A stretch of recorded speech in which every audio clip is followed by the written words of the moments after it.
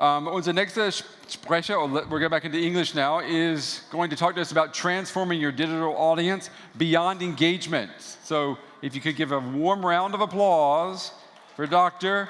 Michael, who? Dr. Michael Wu. There he is, folks.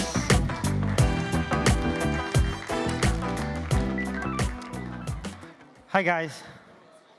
So last talk, I know we're running a little bit late. So I'm going to have a beer.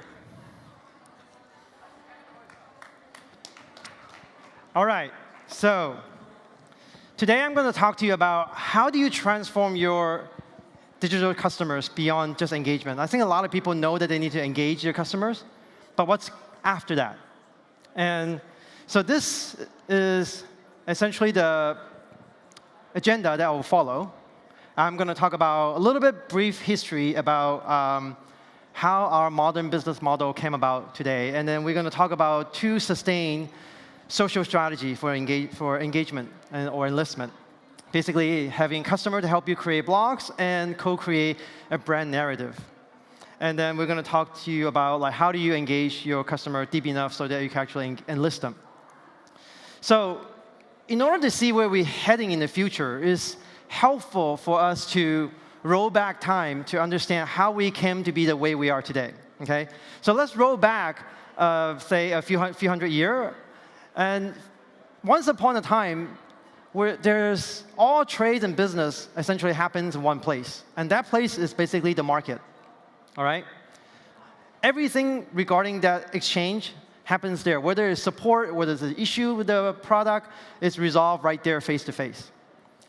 So this has happened for a long time. And then technology came and disrupted the market. The first wave of technology is basically transportation.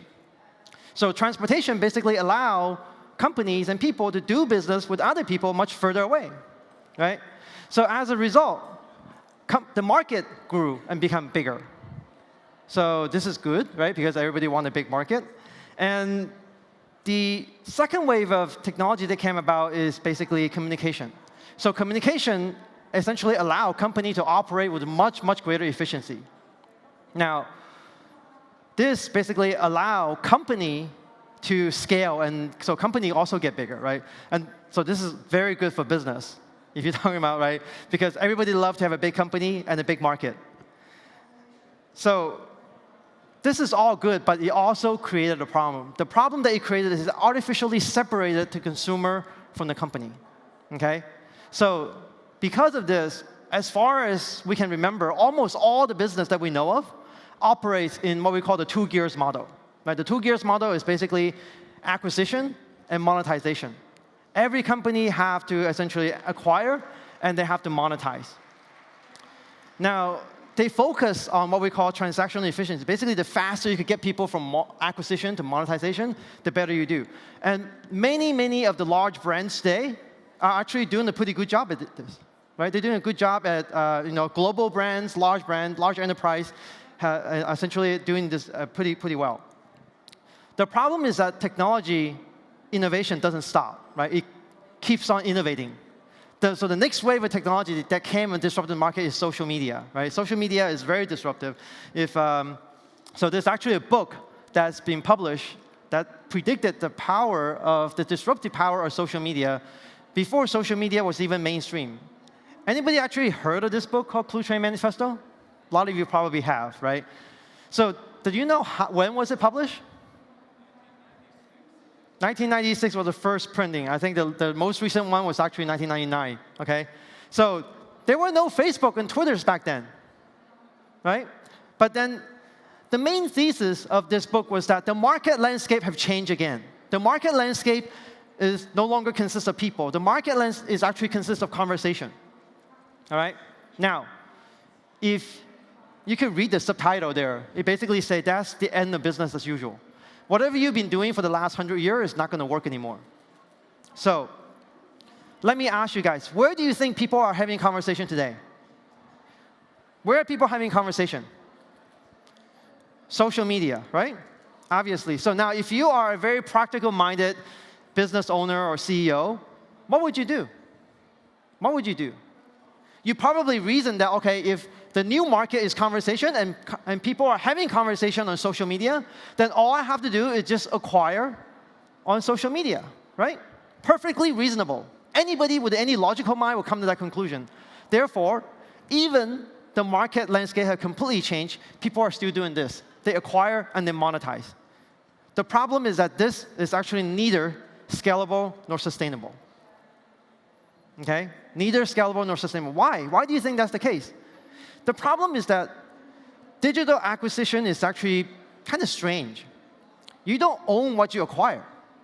You may run a really, really successful marketing campaign and get 1 million followers or 1 million fans, but you don't actually keep those followers.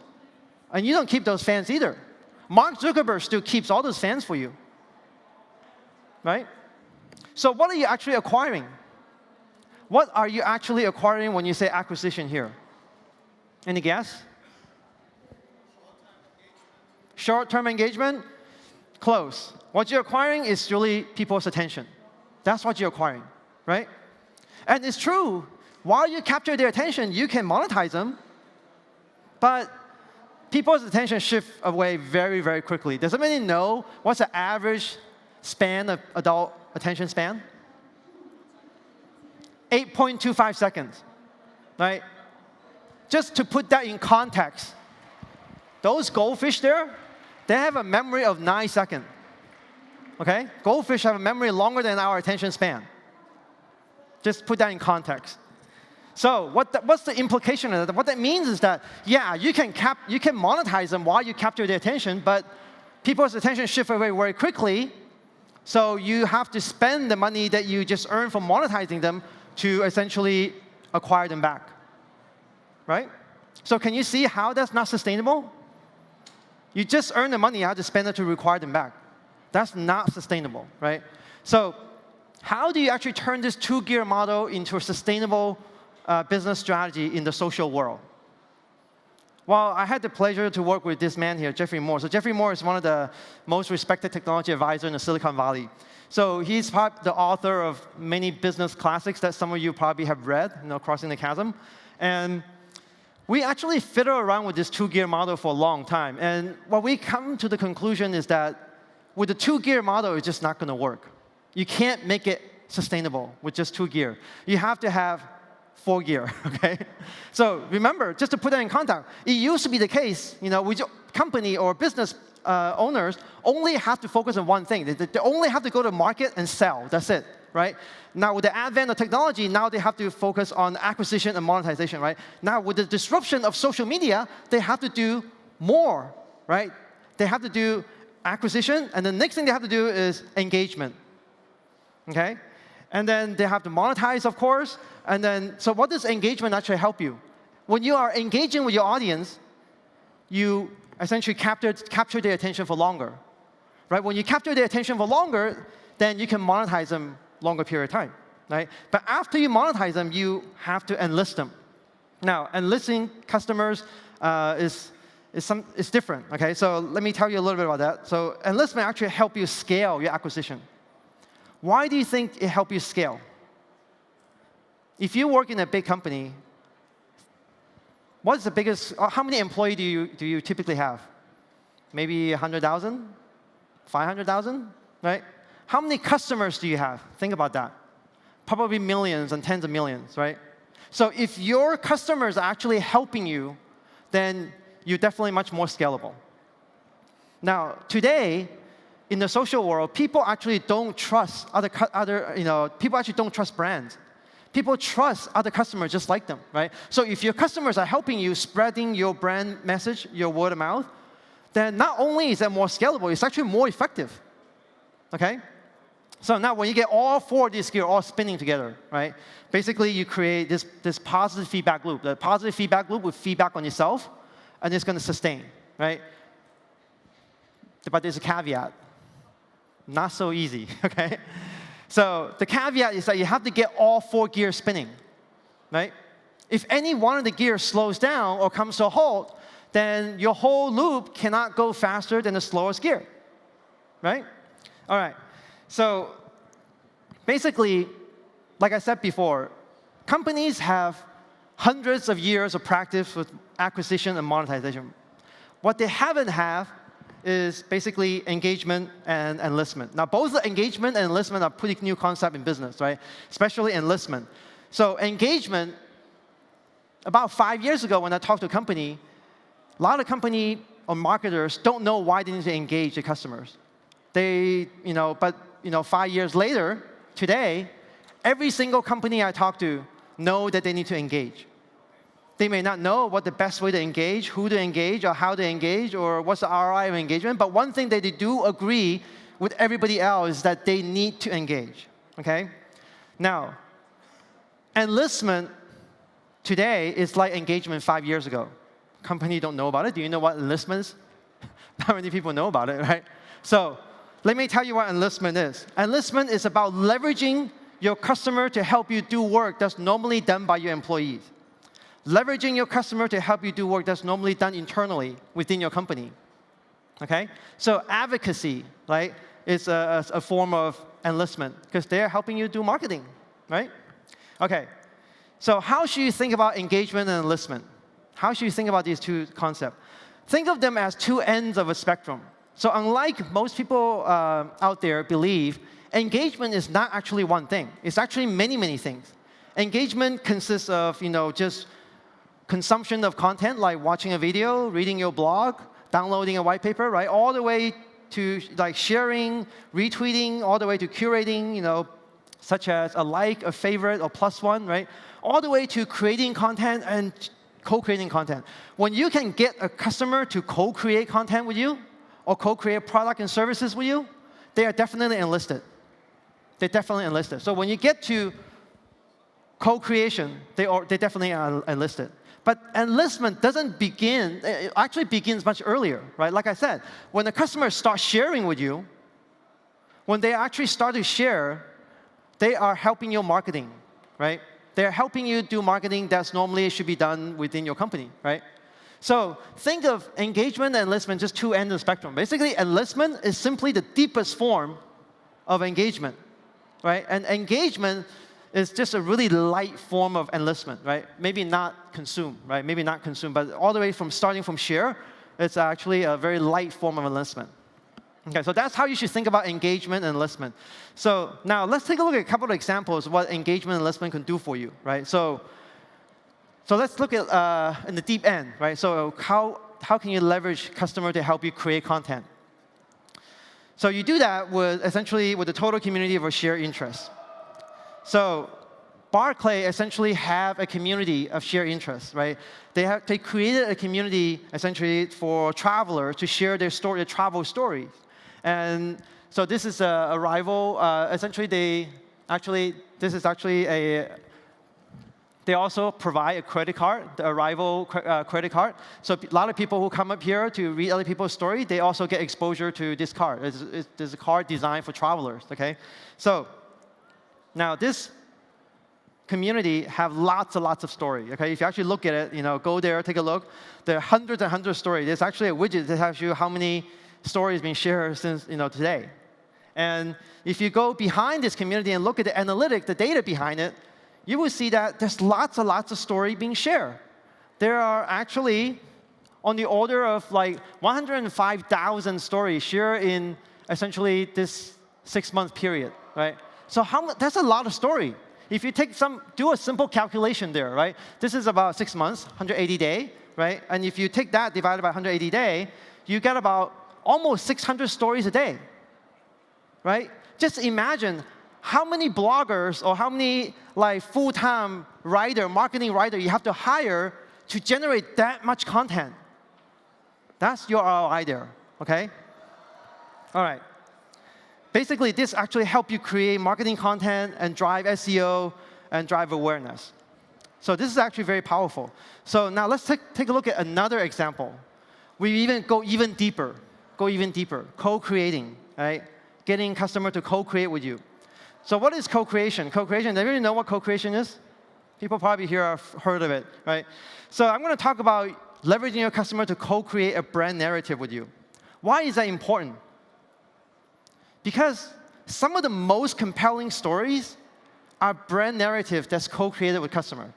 So today, you probably heard a lot about digital storytelling. That's essentially the new age right now. We have every brand is going into digital storytelling. But some of the most compelling stories are actually not story that's created by the brand themselves. They co-create a story with the customers, okay? So maybe it's worthwhile to try to understand what is the difference between a story and a narrative. So according to John Hagel, the difference between a story and narrative is basically several things. Okay, so first is that, so for those of you who don't know, John Hagel is the author of The Power of Pull. Okay, and so story, think of all the story that you know, all the story that you heard. Okay, the story that you heard are typically about somebody else, or somebody else telling the story about themselves, right? They typically are not story about you, the listener. The story is never about the listener, right? Think of all the story that you heard before, right? It's usually those stories are about the storyteller himself, or the storyteller is telling a story about somebody else, to you, the listener, right? It's never about the listener. Narrative, on the other hand, is all about you, the listener, okay? Now, why is that important? Because stories are powerful because we can actually relate to them. Okay, we can relate to story. That's why they move us to do things, right? But if you have something that is about you, what does that mean? That means they are infinitely relatable, right? So brand narratives are very powerful, very extremely powerful. All right, another difference between a story and a narrative is that, so story typically have a beginning and the middle and the end. It's a well-defined structure, right? It ends, right? But narratives are typically open-minded. They're open-ended, okay? What does that mean? If the story is about you and they're open-ended, that means you have the power to determine how the story goes, right? You have the power to determine the course of the story and the end, how it goes and how it ends, right? So think about this. This is very powerful because actually it's more motivating, right? It gives the listener a sense of autonomy. They could change the story. They could determine how the story goes, all right? All right, so let me give you an example what that a brand narrative is, okay? So Barclays, again, Barclays have essentially this brand narrative. Their brand narrative is that we are your bank and we listen to you, the audience, the listener, right? So that is the brand narrative. It's about you because we listen to you, right? So they actually created a community, and then within this community, people can actually submit their ideas, how they could improve their product and services. So you see some of the latest ideas. And in this area, you can actually vote for some of the ideas. You can see some of the most popular ones. And what Barclay did is that they take some of the most popular ideas and actually implement them. Okay, actually implement it. So this is one of the story that submitted one of the ideas that's submitted by customer that they actually implement. Right? So they actually say, okay, you have these digital egos in your branch, but when we are having trouble with our phone or our digital gadgets, we are at home, we're lost, we're stuck somewhere, right? So why don't you send your digital egos out to help us, okay?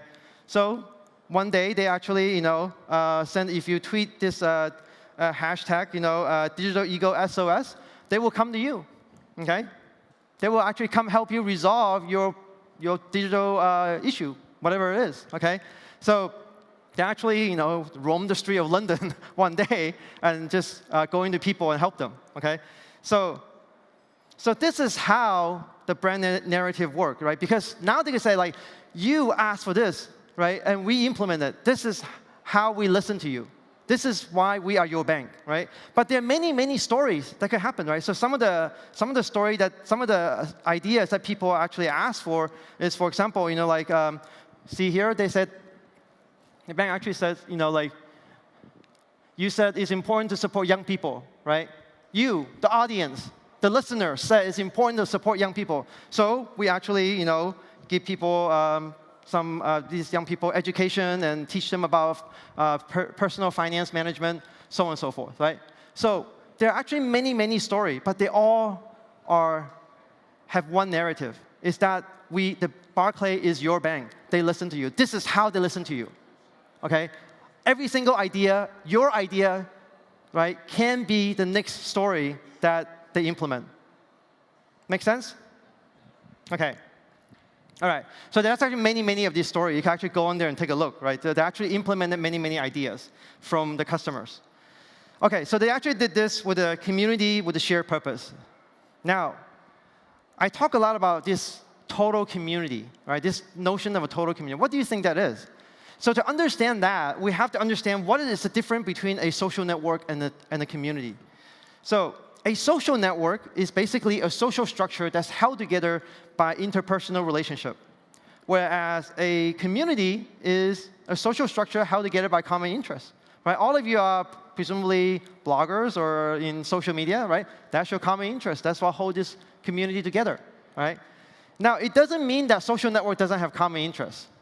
Right? Social network may have common interests, right? But they're not required.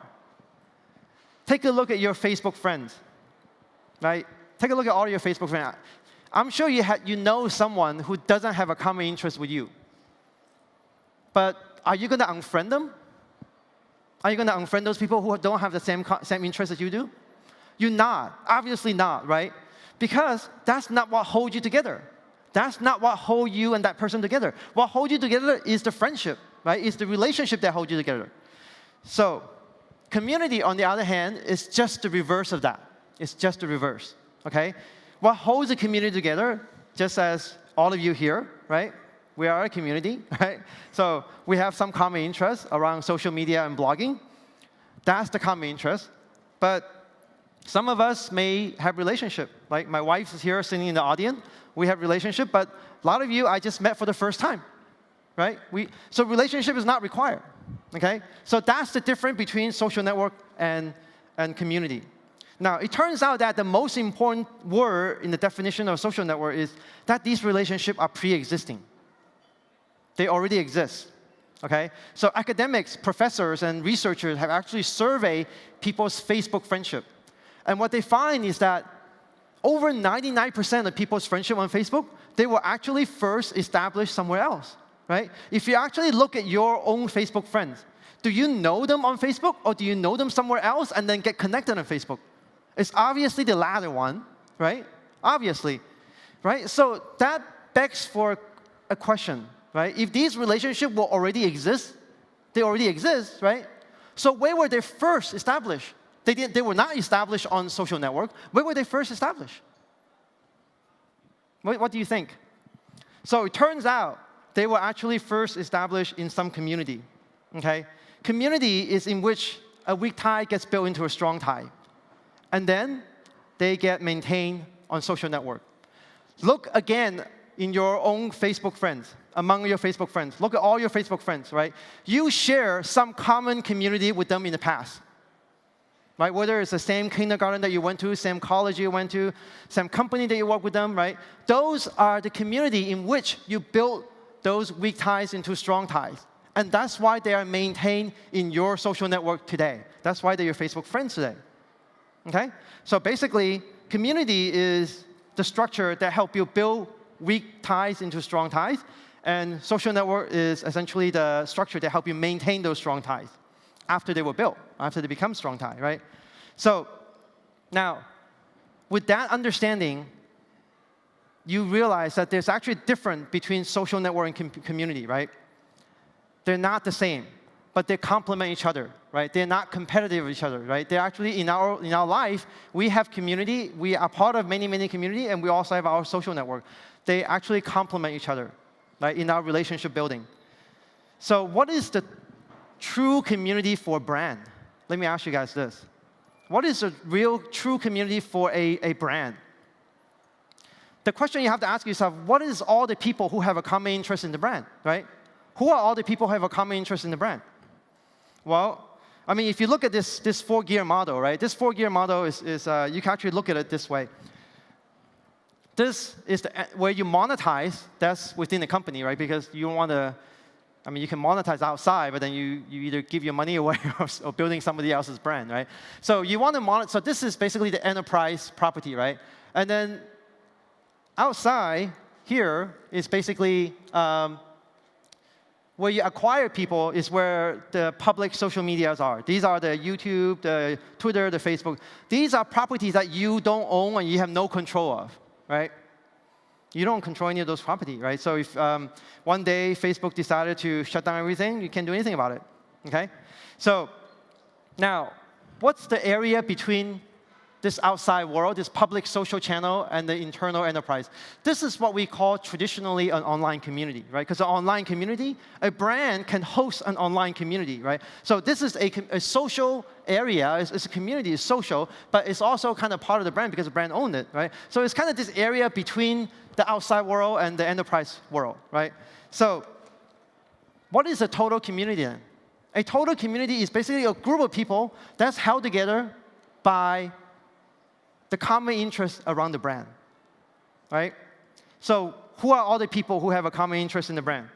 So certainly, customers have a common interest in the brand, right? And probably prospects too, right? What other people have a common interest in the brand? How about employees? Do employees don't care about the brand? They certainly do, right?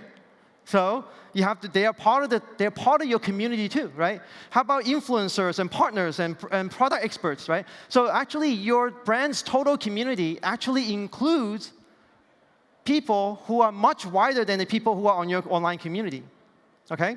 So basically, if you actually then take a look at where are all these people, right? So certainly, customers, they may be on your, some customer may be on your community, but some customer may be outside in the social web, right? And then prospects are probably out outside in the social web because they don't know your community exists yet. Your employees are actually inside your company, right? And then your influencers and partners are also maybe outside, maybe part of your community as well, right?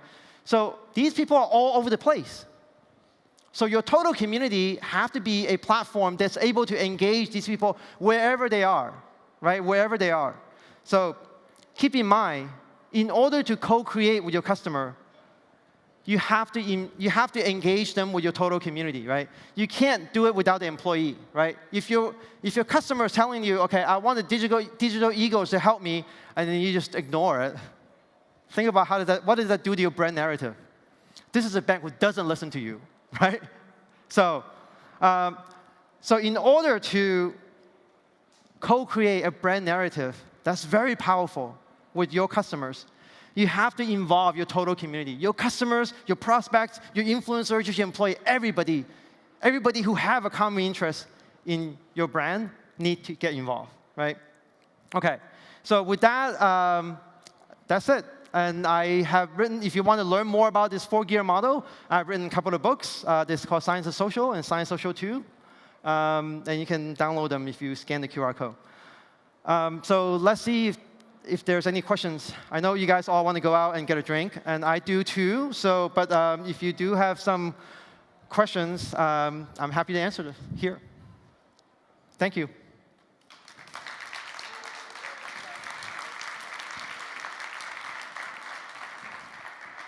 Dr. Wu, thank you very much. And we're in Germany, and in Germany, there's a law that if you're the last speaker, and at the final hour, you're not allowed to take questions and answers until you finished your beer. Is that a challenge? No. No, thank you. I mean, we're out of time, but I just wanted to say thank you very much. It was a great presentation. We appreciate you coming. Let's give him a big round of applause, everybody. Dr. Wu, thank you. Thank you very much. Thank you very much. Yeah. Thank you. Yeah. Thank you.